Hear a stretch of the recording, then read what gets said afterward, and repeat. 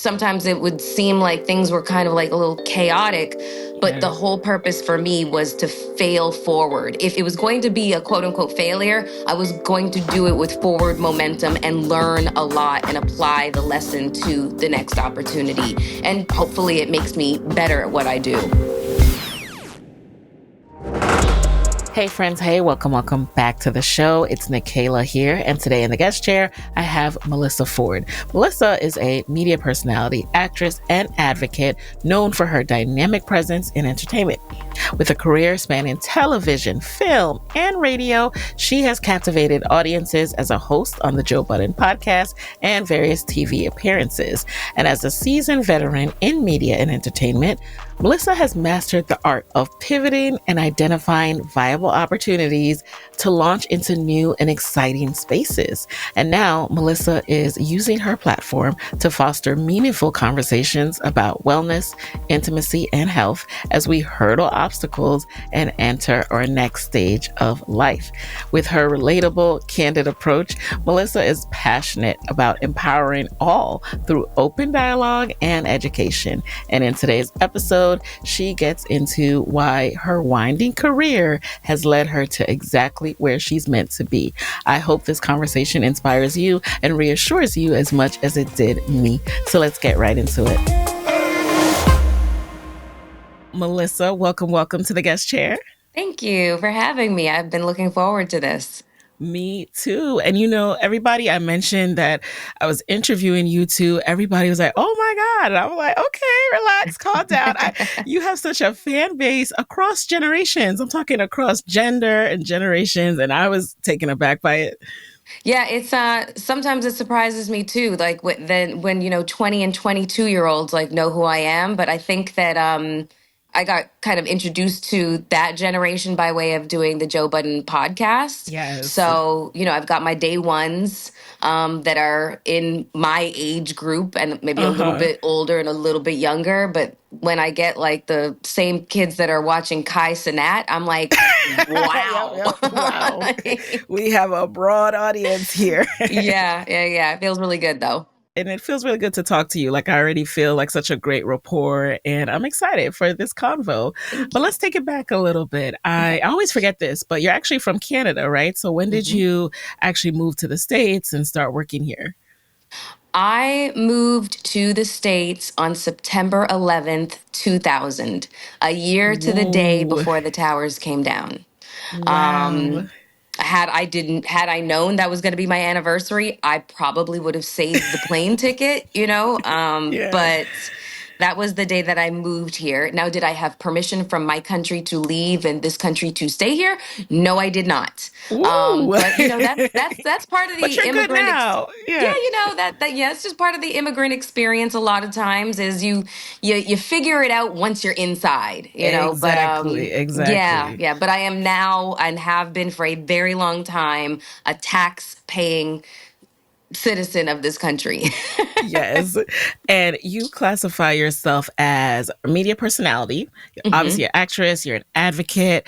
And when you started out making, I've heard you call them short films. Tell us about these short films and your career and how it got started in the film industry. Well, I call them mini motion pictures, and basically they were music videos, but it was the golden age of doing music videos. It was a very rare block of time in which the music industry and labels were flush with money. Exorbitant amounts of money was being spent on music videos, and music videos were not like, what they're like now. Like I don't even remember the last time I saw like a recent music video. But I mean, music videos at this time were such a big deal that like MTV would be like world premiere, and everybody would just run to the TV to see this newest video. And usually it was somebody huge like Nas or Jay-Z or whoever. But it was really exciting to be a part of that world at that time, not really knowing how impactful it was going to be for the culture forever. It was a very specific time. It was the golden age, and it left an indelible mark on everybody's brains, like For sure. for so many different reasons. For young girls watching videos, a lot of the time this was the first time they saw any kind of real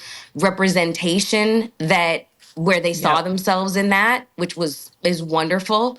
And then for guys, well, I think it's pretty obvious what they enjoyed about watching us do Yeah. music videos. But it was a really, really, really, really, really wonderful time. Really It really wonderful. was. And I don't think I've unpacked that in a while. The fact that I don't know what these artists are doing these days. I'm sure someone is watching, but like this was the main event for this was Hmm. a huge part of us getting to know the artists and their album.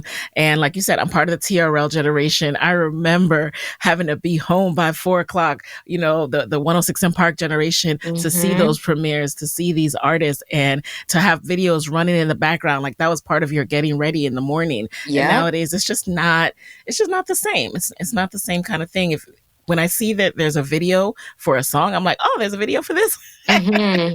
Yeah. So I'm I just mean, used to social media streaming it. changed social media just Yeah. basically, well, before social media came along, the record industry has always kind of been in flux Hmm. constantly, and I mean, just what we're seeing right now, we're seeing such a massive consolidation of the labels into just these huge conglomerates, like, Yes. Universal Music Group and everything that's kind of like all the subsidiaries underneath of it and stuff like that. Whereas it wasn't like that 20 years ago. It was like, Capital and Right. It's even crazy to hear you say 20 years ago. I'm still wrapping my mind around it.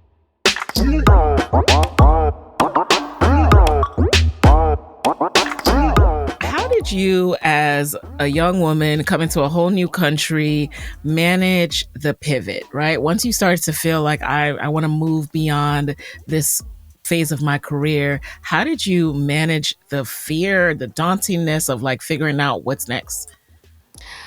I just always, I had all of these analogies in my head, sink or swim, the cream rises to the top, and just all these cliched phrases. But, Yeah. I just always envisioned myself like a baby bird that has to be pushed out of the nest in order for it to Hmm. know it can fly.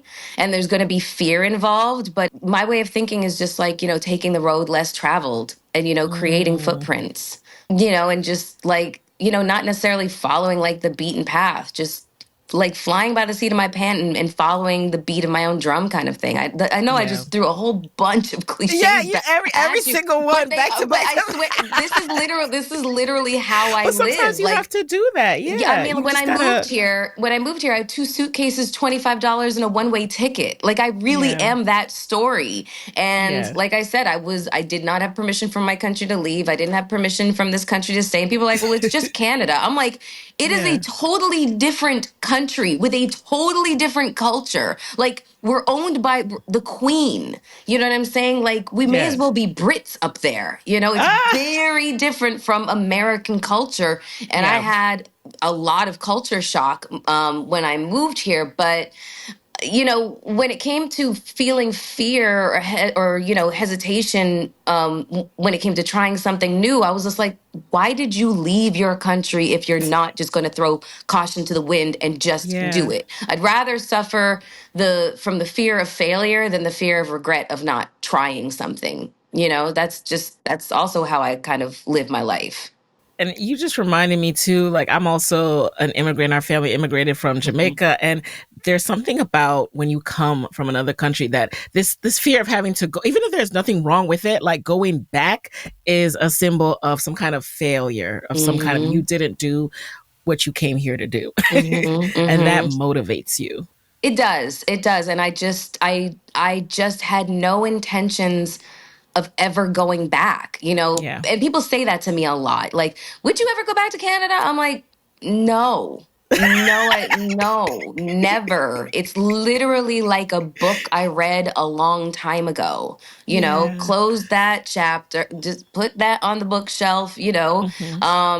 and it's just like the way that I've kind of like envisioned my life is, Yes. that I have several lifetimes to live inside of this one. And so Hmm. the first first part of my life was I was born and raised in Canada. I left there when I was about 21, 22 Ooh, ish.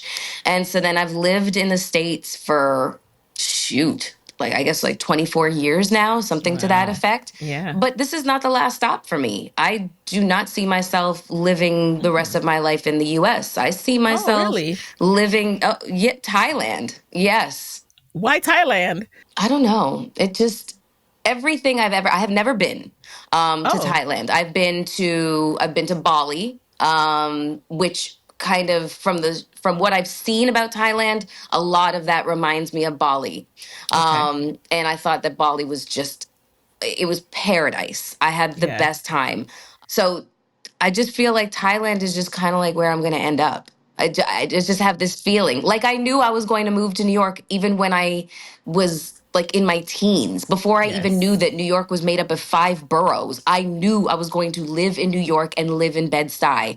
I was like, Ooh. wait, where is Bed-Stuy? What is that? It was like a premonition that I had. And then I ended up Wait, living in was that Bed-Stuy, from like song lyrics, or you were just like, no, it wasn't even song lyrics because when I was 15, we didn't really have access to like hip hop mm, like it is here. Like we didn't have Video Music Box. We didn't have okay, BET. We didn't get BET ah, until like 1996 mhm, on our television. So I was like, what, 20 at the time?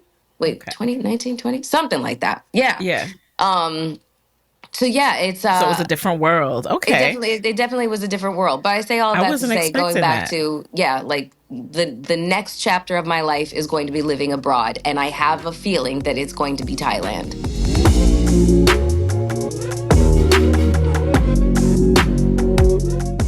Now, walk us back to where you were when you left doing mini motion pictures. Mhm. Were you ever like at a point where you were kind of worried about money or finances as you figured out the next step? Like, how do you get through those moments? Um, no, I was never really worried about money because when I came to the States, obviously, you know, I'm illegal, so I can't really get a job. And I didn't do a lot, like enough music videos for that to be like a sustainable source of revenue. Right. That's what I'm trying to Um, understand. yeah, but I definitely I was a bartender, and I was a Oh, very okay. very very good bartender. I had been bartending in Toronto. It was one of my jobs that helped me pay my way through university. So when I got here, well, it was very easy to get a bartending job. I was young, I was hot. Everybody wanted me at the bar. Plus, it's just like, oh, she's that girl from the video. Oh, hell yeah. Yeah. You know, so it Yeah. was not difficult for me to get a bartending job. And usually in bars, lounges, clubs where a major promoter had parties going on. And Hmm. so I ended up, you know, in a very, very, very, very short amount of time crossing paths with a lot of, you know, clientele with a high net worth. You know, Yes. so rappers would be like my customers, you know, dope boys, like just guys with a lot of money.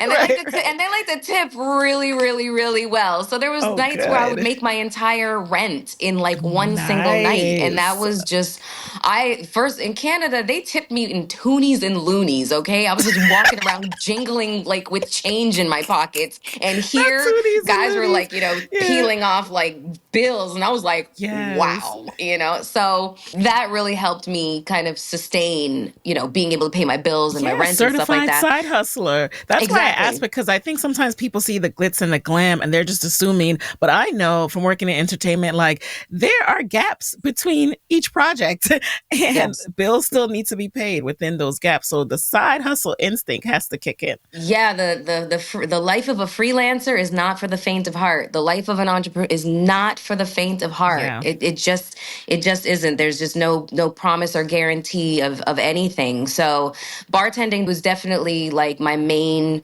source of income. And then when I transitioned from doing music videos to broadcast, like television broadcasting, so now I'm on Hmm. BET Yeah. as on camera talent, that was paying me very nicely. So Oh, I no good. longer was a bartender. And Yes. that kind of started the next part of my career. So tell us a little bit more about that next part. So you did acting on camera for several years. Was that where you saw yourself? Like that was the sweet spot where you're like, this is where I want my career to go? No, I really was kind of just flying by the seat of my pants a little Still, bit, okay. and just throwing stuff at the wall to see what stuck, kind of thing. It was so I hard. appreciate this so much. I just want you to know that I really appreciate that because sometimes that's still how my career feels. So Yeah. I appreciate this conversation. Yes. So Yeah, I mean, a lot of times, it was really important for me for some reason to always make it mhm. look like I had it all together and I knew Mm, exactly what I was doing and where I was going and everything was well thought out. It is such a lie. It is not the truth. I did not know yeah. my ass from my elbow. I Yeah. was constantly like, just kind of looking up at the praying, somebody send me a sign. Yes. I was alone in the US. I didn't have any family. I didn't Mm, have any mentors. I didn't have any guidance. Nobody had done, there was no blueprint for what I was doing, going from music videos and having the audacity to try and make a career out of that. Like yeah. there was nothing there, in order to point me in any type of direction. Nobody knew what to do with me. Nobody Yep. wanted to manage me, because they Mm. were like, I don't know what to do with you, because Oh what is, wow. like, exactly, like, what is your talent and how do I sell it other Yes. than you being beautiful? And I'm like, well, okay, well, then let me go on to the next opportunity, which is television broadcasting. Did I know what I was doing? Hell no. Did they Uh-huh. prepare me? Hell no. It was literally like Daniel in the lion's den, just thrown right in there and make it work for yourself. And so I got a little bit of media training, but I had no like talent development for on camera work. That was literally just me winging it and Yes. also studying people, so I had the Yes. benefit of Free being at BET when I joined. And I mean, she was free. She was just such Yeah, a yeah. consummate professional. She was so amazing, and she's so talented. Oh, I And love to hear that. and so Yeah. literally all I had to do was just observe her and then kind of take my observations and then apply it in my own style. And so this was just how I, honed the craft, is by Hmm. observing the people that I had an enormous amount of respect for their talent and just kind of applied it. So Yes. those were the early days. I totally relate to that. And I think there's something to be said from when you don't have an official blueprint, Mhm. creating one for yourself and saying, well, I'm going to study this person. That's a sort of a career that, that could be something. So let me study that, and putting together your own kind of curriculum. And, and, Yeah. and that's part of like being a hustler, being a side hustler, entrepreneur, grinder too. Cause if you're creating your own path, you still need a curriculum. Like you still need to piece it together for yourself. Yeah, you do. And, and honestly, you can't be afraid of like failing forward. You know what I'm saying? Like, oftentimes the most terrifying opportunities that presented themselves were the ones that I jumped at because, like the analogy I gave of thinking about myself as a baby bird being pushed out Hmm. of the nest to, and either drop dead Right. or fly. Right. Those are the two options. Yes. And that's just how I had to live and Hmm. had to, approach opportunities that came my way. So it just sometimes it would seem like things were kind of like a little chaotic, but the Yeah. whole purpose for me was to fail forward. If it was going to be it was going to be a quote unquote failure, I was going to do it with forward momentum and learn a lot and apply the lesson to the next opportunity. And hopefully it makes me better at what I do. Yes.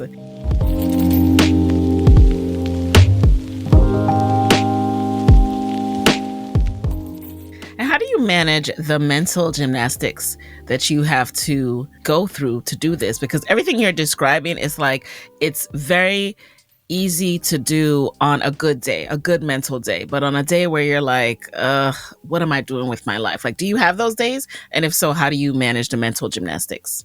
I struggled the majority of my life with my inner monologue being very, very, very negative. Like, I was talking to my girlfriend the other day, and I remember feeling depression at 9.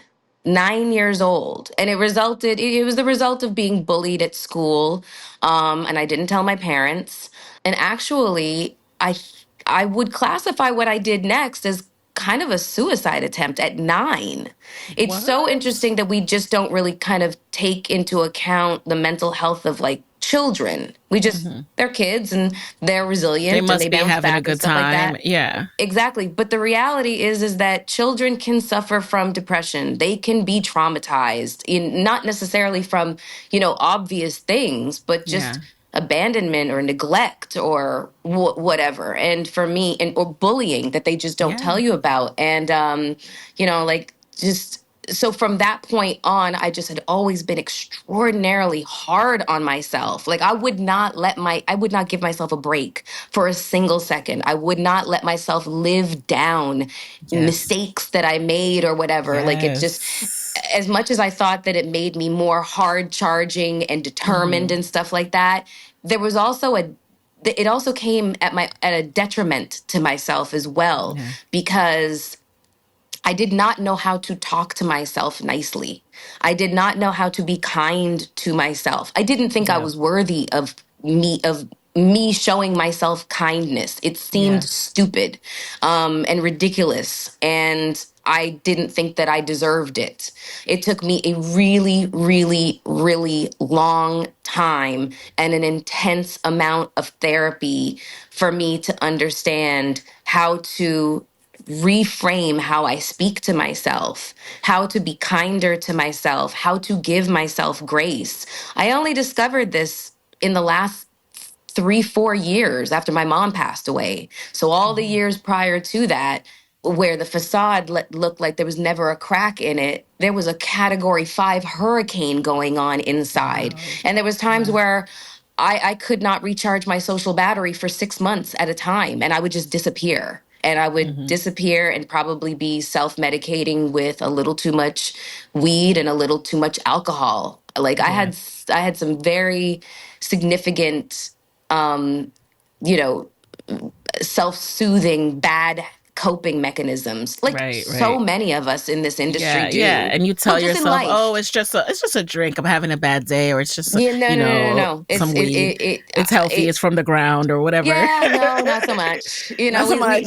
We really like to say, it's wine. It's red It's wine. It's this. antioxidants. Right. It's got Yeah. resveratrol in it. It's good for our skin. Yeah, no, no, Yeah. But no. not It's how a you're gateway. using it. Yeah, not Right. how you're using it to like numb your Exactly. feelings. Yeah. Exactly. When you pick up your, recycling bag and you hear clink, clink, clink, clink, clink, clink, Oh clink, no. girl, Girl. you might need to see the people. Yes. And the people are okay to see. The And the people are people okay are to okay see. to see. Just acknowledge you might need to see the people, and then you are so much better off. That's half the battle. Like I said, I am so appreciating your transparency here because the mental battle of how we talk to ourselves is real. And it's Mhm. something I really had to reflect on, and I've been reflecting on a lot this year because I find, let's say we're in a room with entrepreneurial women and they start talking down and I'm like, "No, girl, blah blah blah." I'm picking her up. But then Mhm. when I'm thinking it through, I'm talking to myself like, I'm like, "Why are you doing that?" You know? Mhm. Mhm. One of the most, I don't know what I want to call this moment, but it was very much a light bulb aha moment for Mhm. me. And it happened very recently, maybe within like the last year or so. Yeah. I followed Viola Davis on Yes, yes. Instagram because Auntie Vi, like Right, bow right. down. She has the best post. Yes. I love Viola Davis. Okay, I have loved Yes. Viola Davis since she was like a character actor on Law and Order SVU. Oh, You know, like wow. like Okay. like decades ago. I've been following this woman's career, and when she said during an interview that she suffers from imposter syndrome, I mouth agape. I could not believe that the grand dame Viola Yes. Davis suffers from imposter syndrome. At that moment, Mm-hmm. I was just like, that's the moment that it became crystal clear.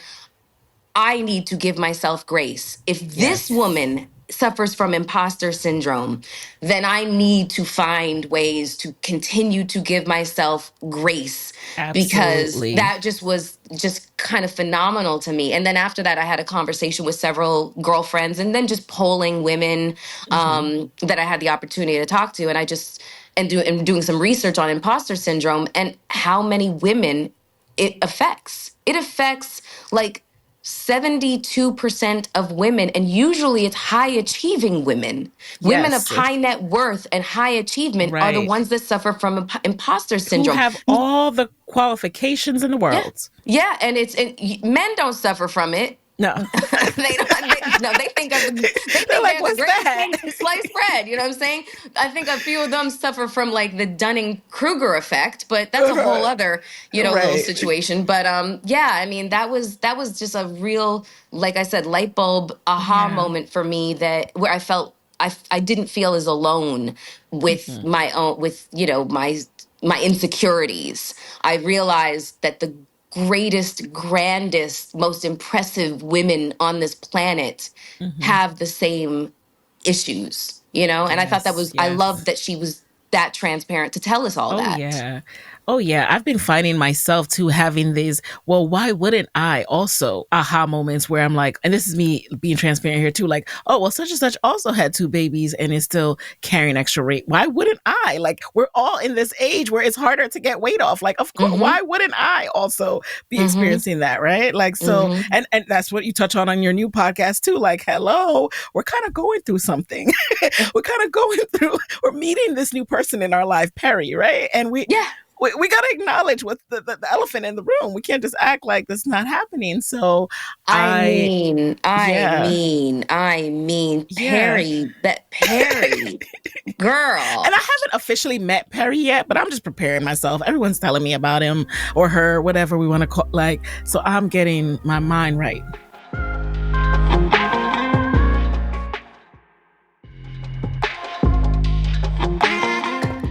So I was talking to one of my girlfriends the other day, and I was talking about Yeah. the first symptoms that I I did not know that these were symptoms attributed to Yeah. Perry, but Uh-huh. in hindsight, I can now recognize. Yes. For me, the very first signs, and Perry came along, just met me at the intersection of my mom passing away and Oh grief. So I man. literally Oh wanted to check man. myself into like a mental health facility. I did not think I was equipped to handle my life at Mm-hmm. that time. I should not be making decisions. I shouldn't Wow. be handling, heavy machinery. I shouldn't be walking and talking at the same time. I was Mm, a mess.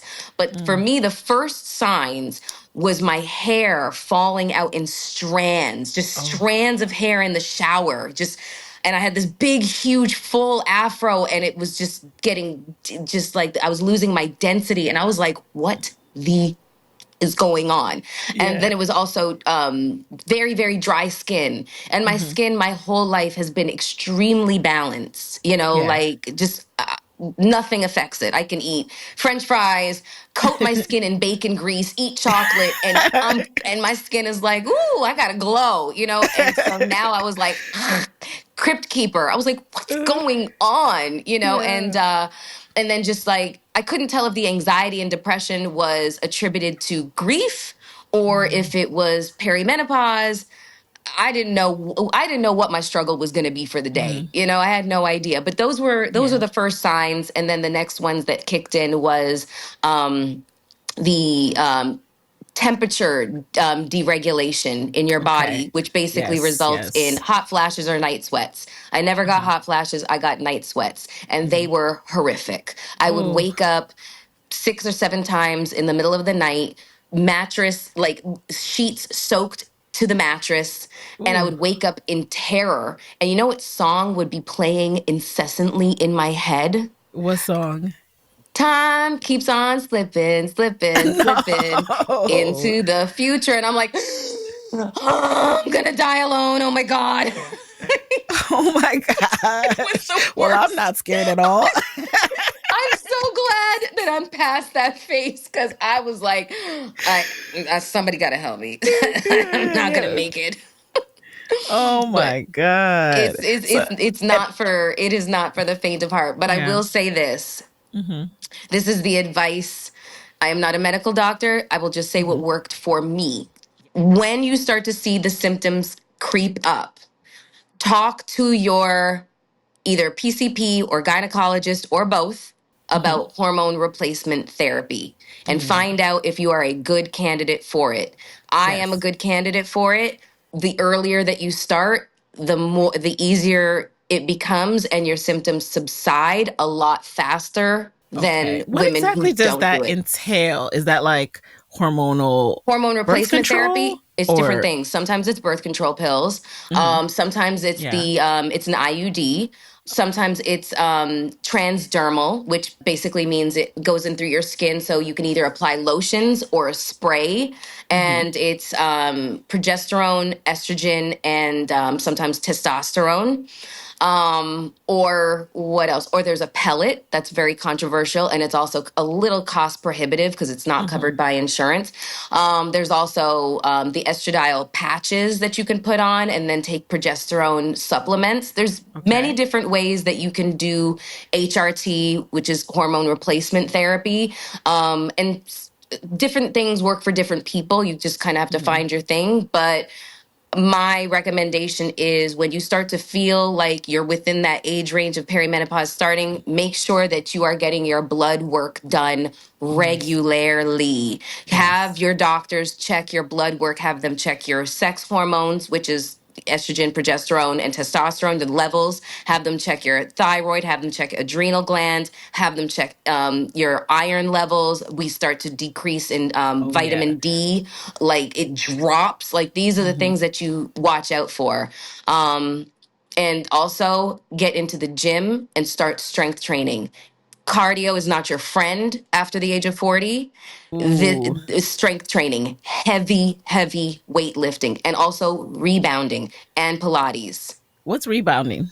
Rebounding, like get a mini trampoline and start Oh, jumping up okay, on that okay. sucker. Yes, Ah. because yes, it helps us maintain bone density. We are Okay. very susceptible to a Oh dramatic yes. decrease in bone density, especially if we're not doing the strength training in the gym. We lose Mhm. bone density very quickly, and our risk of mortality increases by 20% after like a fall and like a broken hip or something like that. Yeah, Like I've seen that yes. within my own, network. And so Yeah. I thank you for sharing this.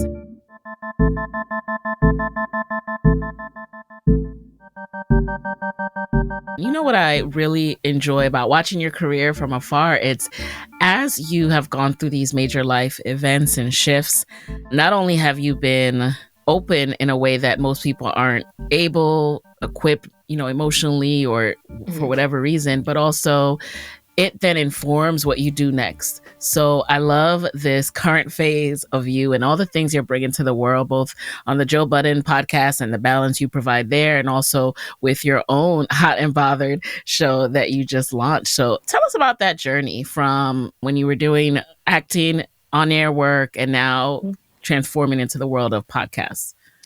Well, thankfully, I'm able to do both. You Oh, know, good. Yes, yes.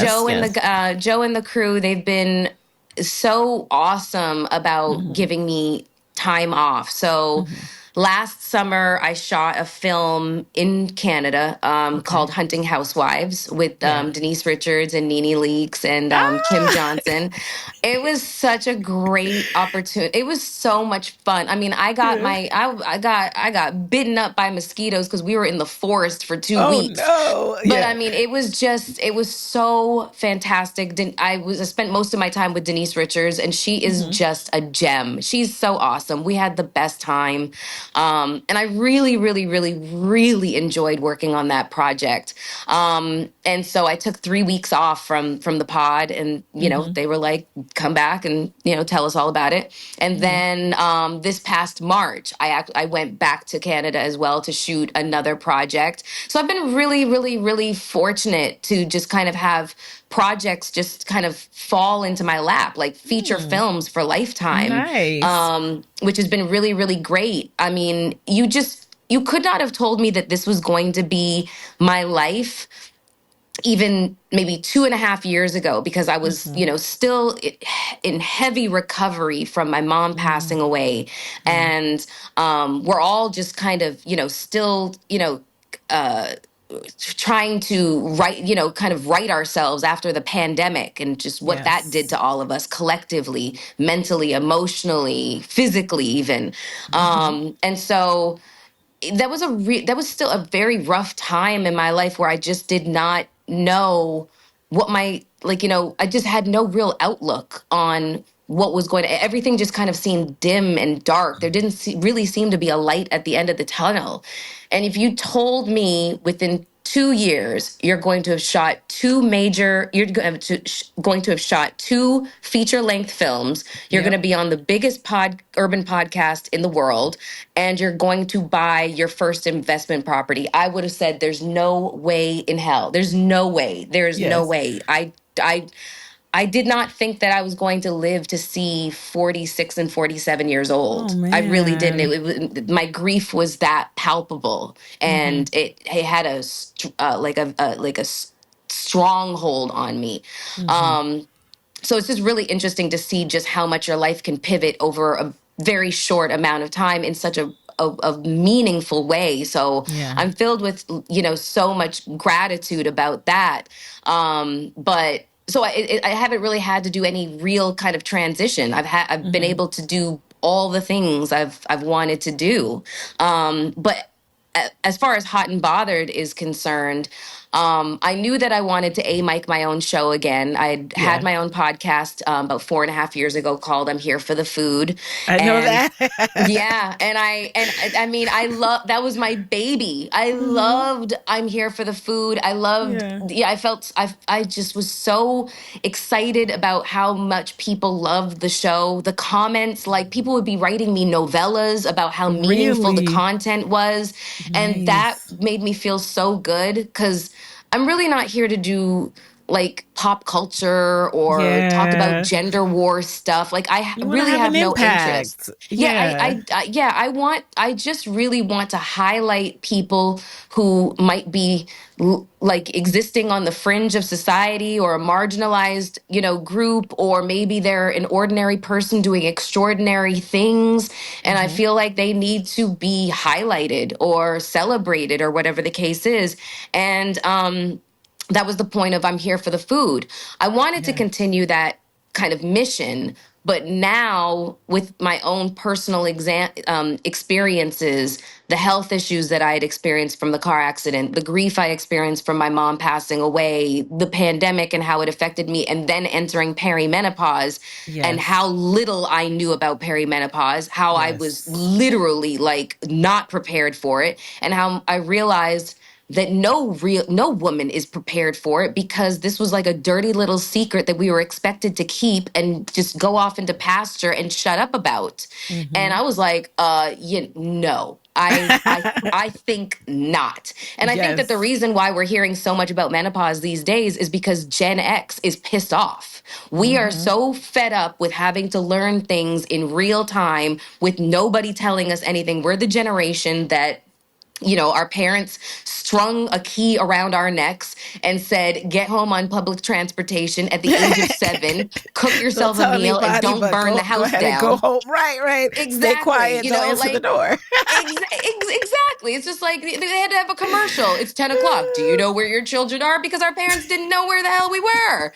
So this is yet another thing that we had to learn all on our own, and we're fed up. And also, you realize that the medical community, the medical industry, by and large, after your childbearing years, really, in no uncertain terms, lets you know that you have no value anymore. Mm. You can't draw any other conclusion as to why nothing is taught to doctors about menopause at all.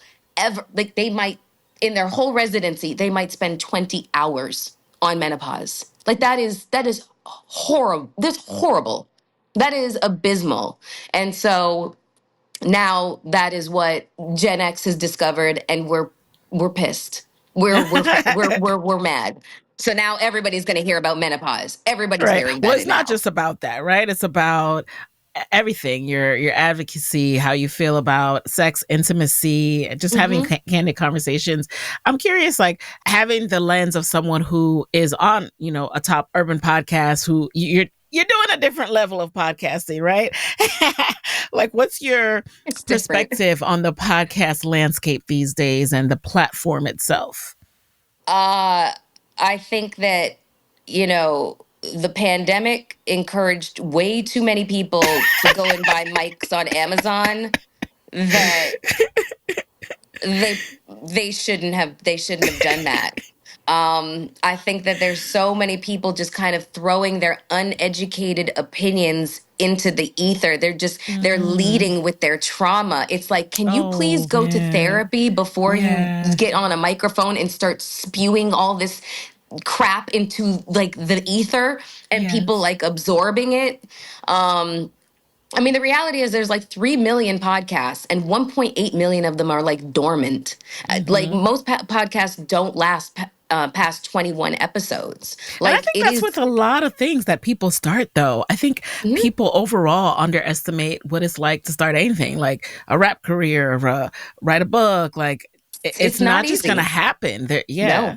No, no, it's not easy. It's not just going to happen. And also, to me, it's a craft. It's a craft Hmm. that you have to develop Yes. your talent for. And Yeah. the way that you do that is partially through observation. So you look at the best to do it, and I Yes. sit next to one of the best to do it. Hmm. I do have to say that sitting next to Joe is what made me feel comfortable to finally say, okay, I'm ready to go back to miking my own platform, my own Hmm. podcast. It took me a while to get back there, but sitting next to him is literally like a masterclass. He's nuts, with genius breeds eccentricity type thing, and he definitely Hmm. is that. But being able to just watch just even the technical stuff that he Yeah. does, Right.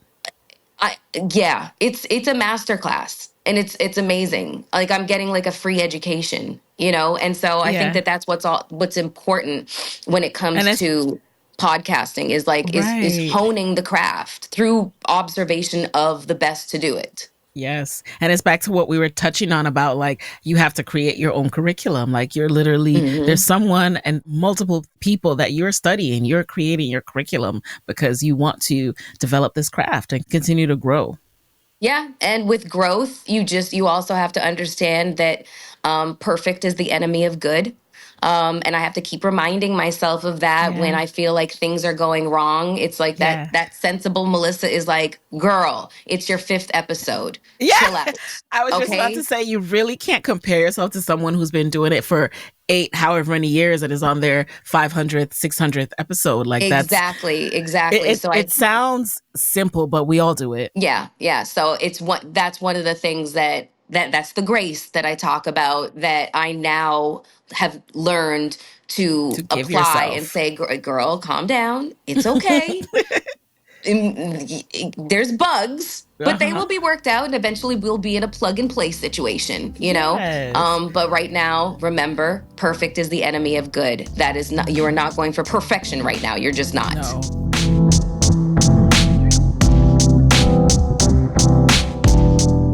Speaking of that, how do you think about and approach your quote unquote personal brand, right?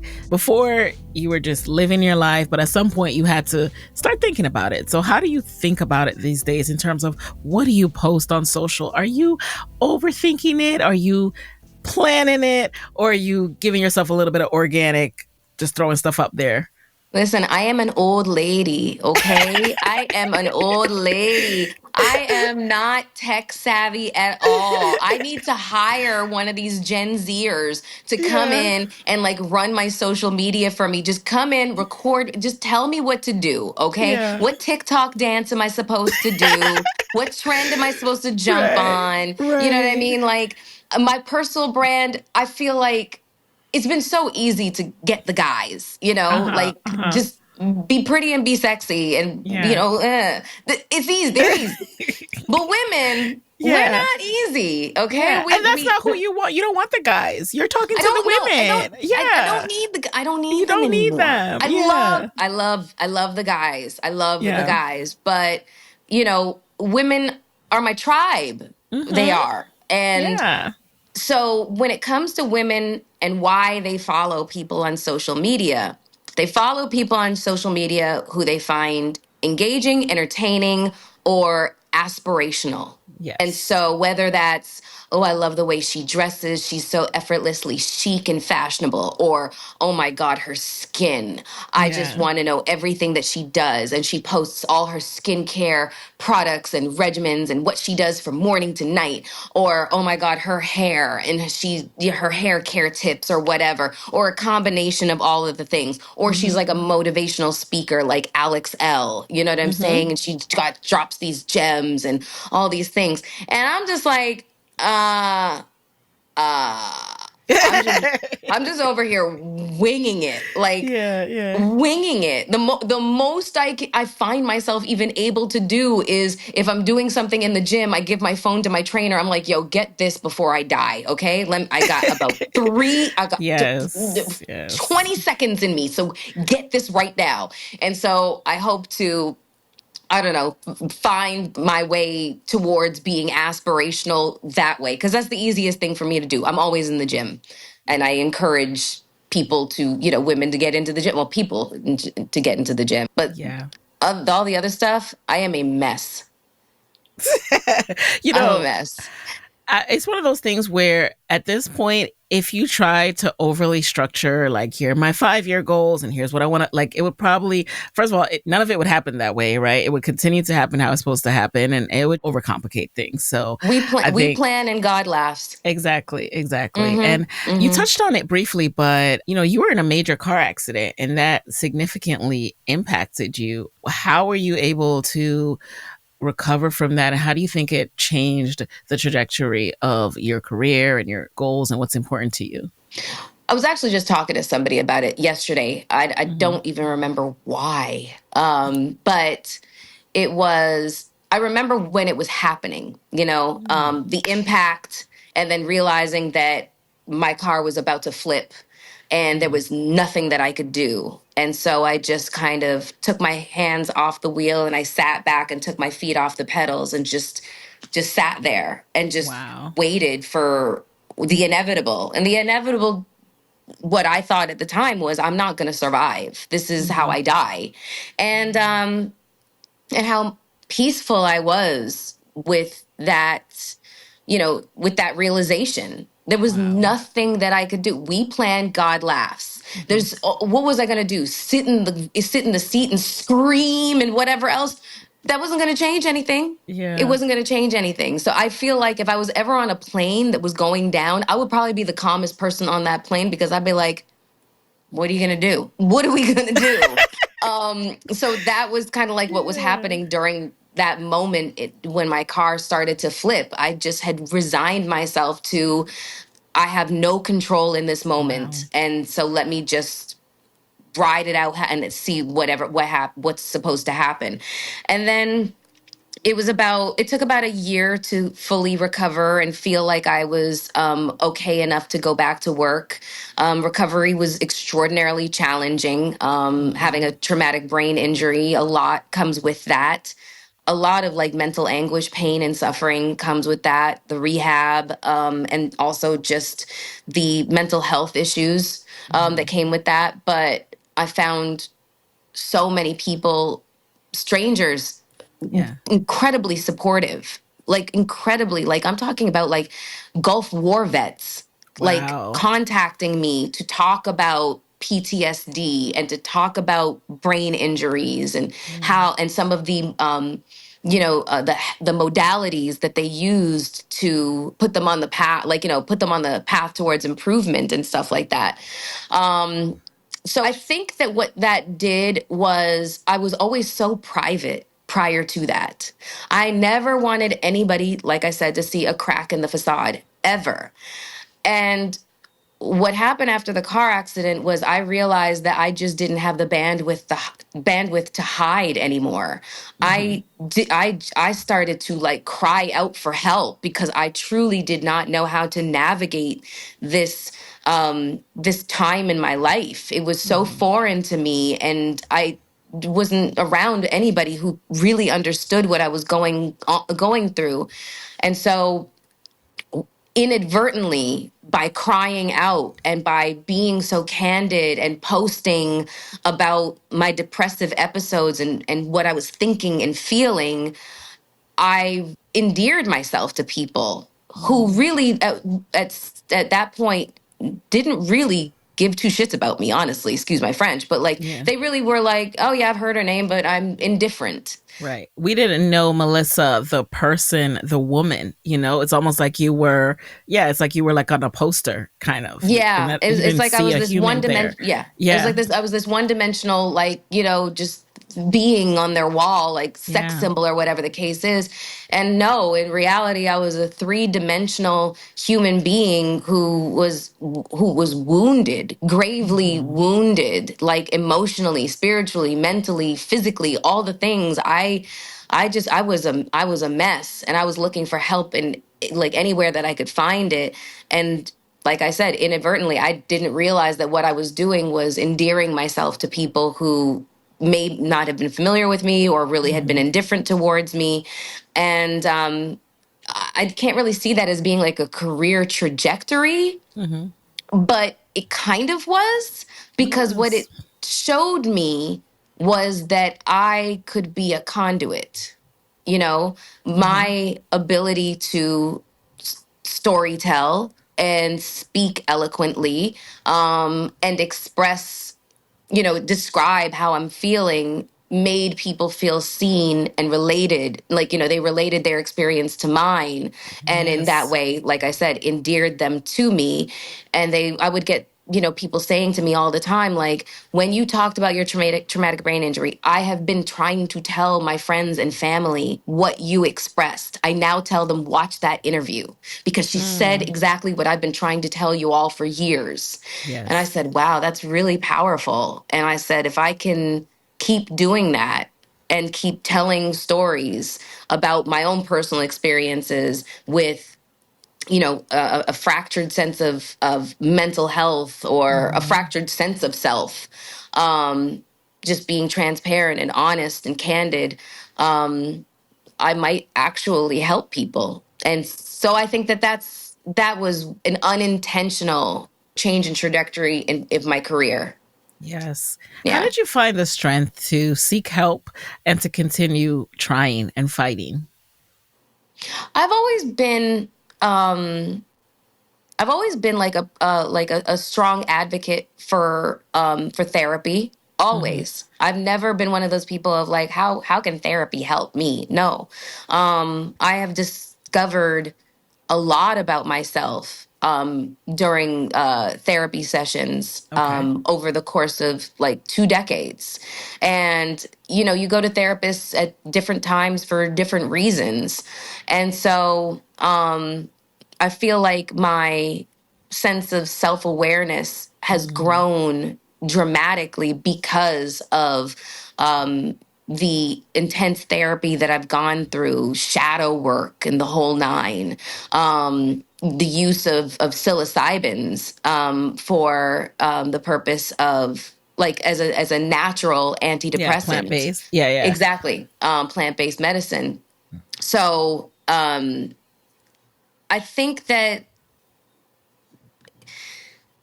it's not even about finding strength. Sometimes it really was just like making it through the day Mm. and going to sleep and then seeing, hopefully waking up and seeing another day.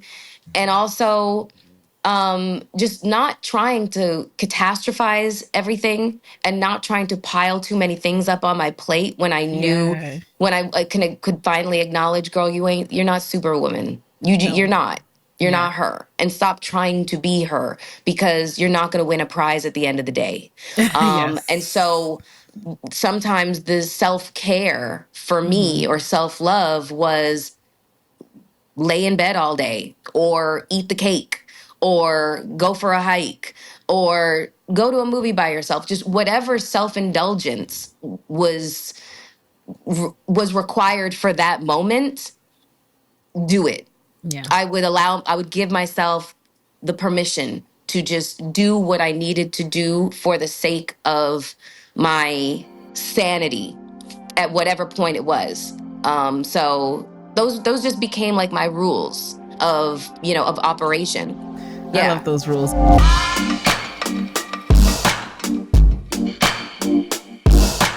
Before we jump into the lightning round, I'm curious if there's one thing that you want people to take away from this conversation, what would it be?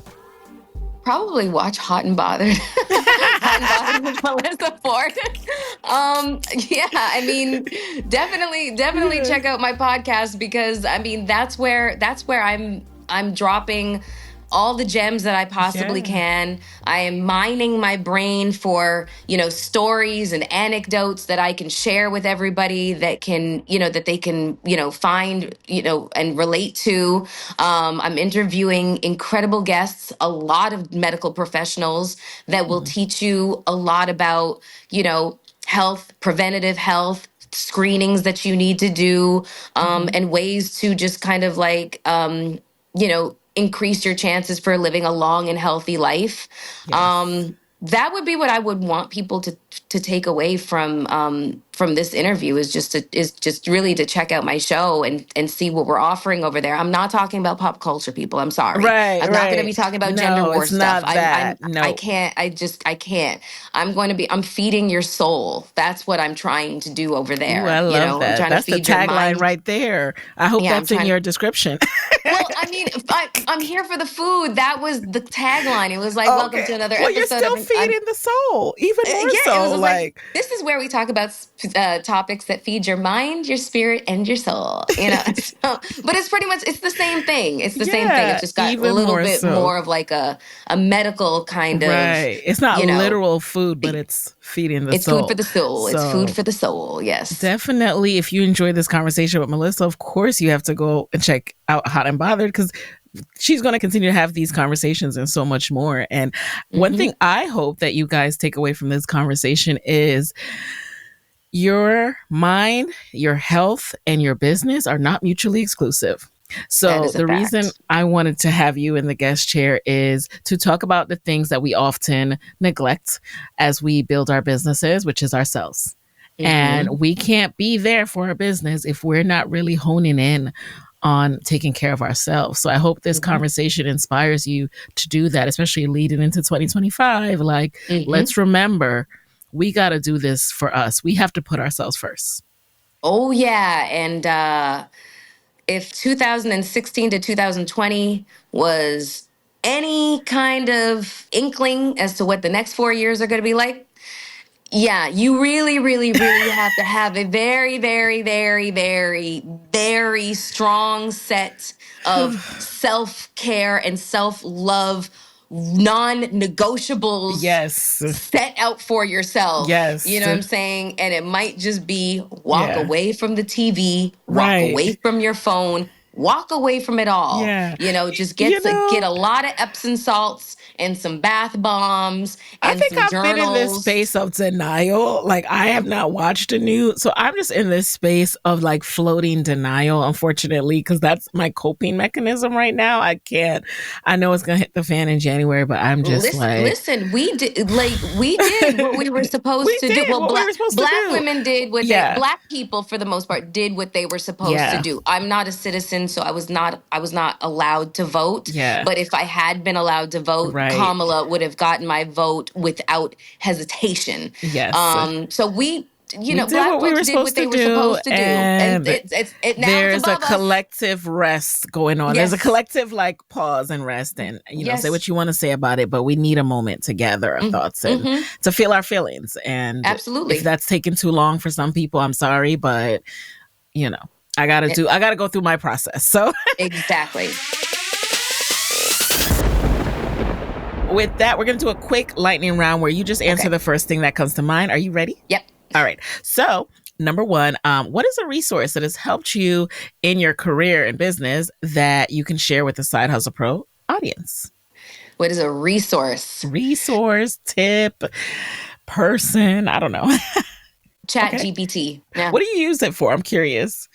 A lot of times, if I am interviewing a doctor, so I just interviewed a Oh. doctor who is, he's a unicorn. He's a black male oncologist who specializes in colorectal cancer and prostate cancer. Oh, I was yeah. like, oh, hallelujah. So listen, I know I'm out of my depth Uh-huh. speaking to this man. You know what I'm saying? Like, I decided to do a show talking about, a lot of like medical issues that a Mm-hmm. lot of us might face in either our near or far future, or know somebody that has had it. But that Mm-hmm. doesn't mean that I'm going to know exactly what questions to ask this person. Right. So Chat GPT came in handy of Hello. giving me a template of what Yes. I could possibly ask this particular type of doctor. Yeah. So that is how I use Chat GPT. All right. I love that. Number Yeah. two, who is a non celebrity Black woman entrepreneur that you'd want to switch places with for a day and why? My friend Angelique Miles. Ooh, I've heard that name. Angelique Miles is, first of all, if you go to her page and you realize that this woman is 58 years old, Oh, I you are definitely going follow to, her. Yes, yeah, I follow it's her. going to make you change your religion. You're just going to be like, okay, girl, tell me what to do. What Uh-huh. do I do so that when I get to 58, I look like you? She is like my goals. She is a sweet, kind, just woman. She's amazing. Her life is just, it seems to be awesome because she's always traveling and she's always going out and she always looks so fashionable. But she also just had a brain tumor and she had to have brain Yes, surgery. I saw And that. yeah, and so thankfully she survived. But she's been very candid about how hard the road to recovery has been, Hmm. but she's done it with just such a warrior spirit, Hmm. and she has just looked so effortlessly chic, even like recovering from brain surgery. Yeah. And just having the opportunity to know her personally, and just also seeing how she kind of just decided to try Instagram influencing. And now she's like getting all of these opportunities to work with these brands like Warby Parker and Yes. Buick and Lincoln and whoever else. And I'm just like, and she just did this from like, grassroots, just, her following is growing organically. I would definitely say Angelique Miles is a source of She inspiration. If is I was to super switch places with inspiring. somebody, Yes. momentarily, it would be her. Yes, she is. Yeah. Number three, what's a non negotiable part of your day?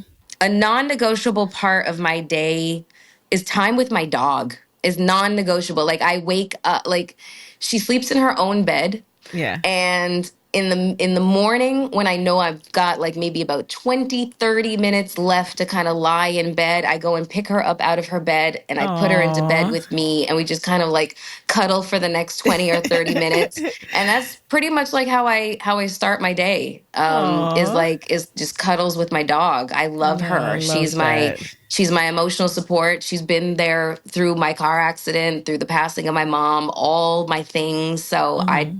I can't live without her. She's my baby. My Mm. dogged her. Yeah, doctor.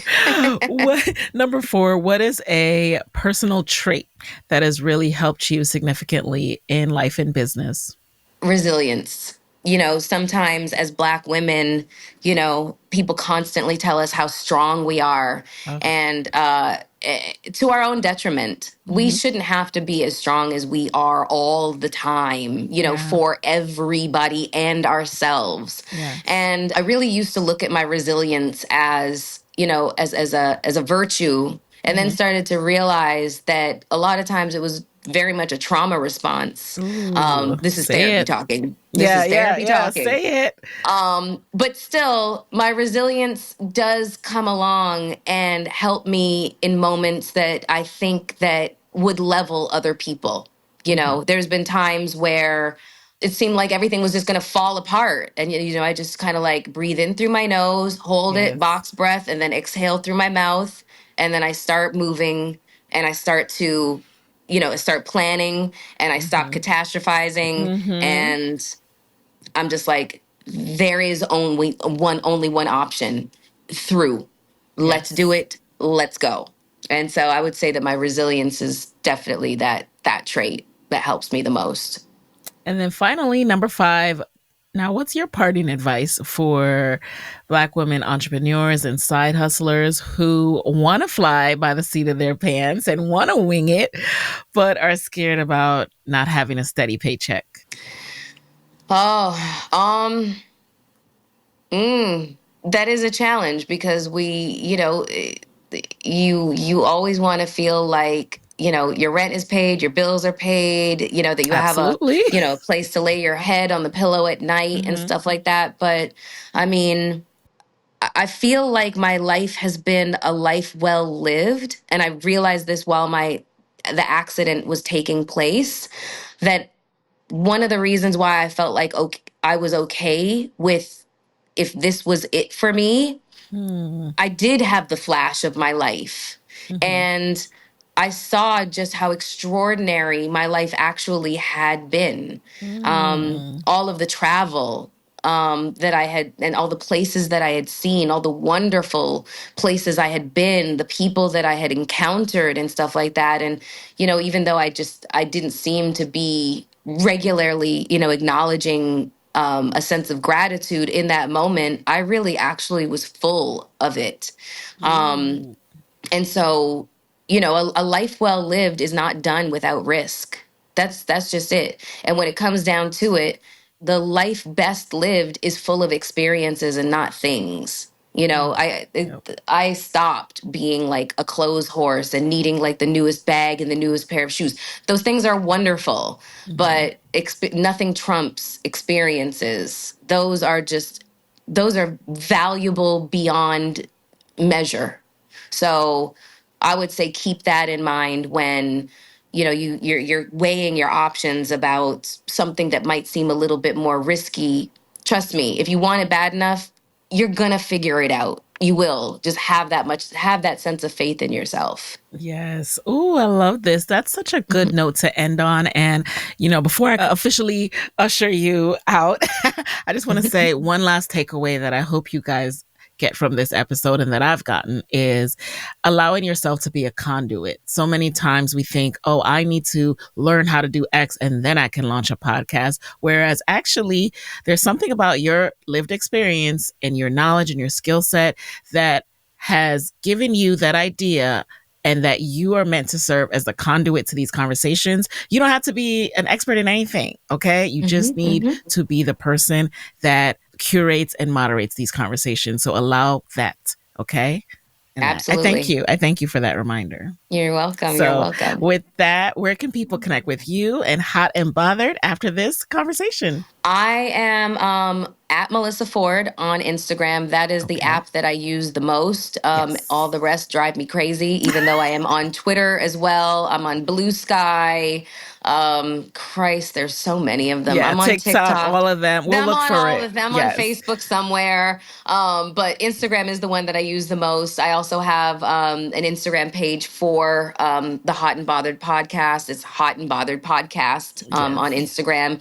And then from there, we have the links to the YouTube page. And also, the podcast, it's available on all DSPs. Everybody, DSPs means digital streaming platforms. Woo-hoo! That's Apple Podcasts, that's Spotify, that's Google Play, that's SoundCloud. Yes. We're on that on Tuesdays, and then we drop our visual episodes on Thursdays on YouTube. And the link is in the bio of both my personal page and also the podcast page. Love it, love it, love it, y'all. You learned something new today. All right, so go find your DSP of choice and check that out. Melyssa, thank you so much for being in the guest chair. And friends, I will talk to you next week. Hey guys, thanks for listening to Side Hustle Pro. If you like the show, be sure to subscribe, rate, and review on Apple Podcasts. It helps other side hustlers just like you to find the show. And if you want to hear more from me, you can follow me on Instagram at Side Hustle Pro. Plus, sign up for my 6-bullet Saturday newsletter at sidehustlepro.co/newsletter. When you sign up, you will receive weekly nuggets from me, including what I'm up to, personal lessons, and my business tip of the week. Again, that's sidehustlepro.co/newsletter to sign up. Talk to you soon.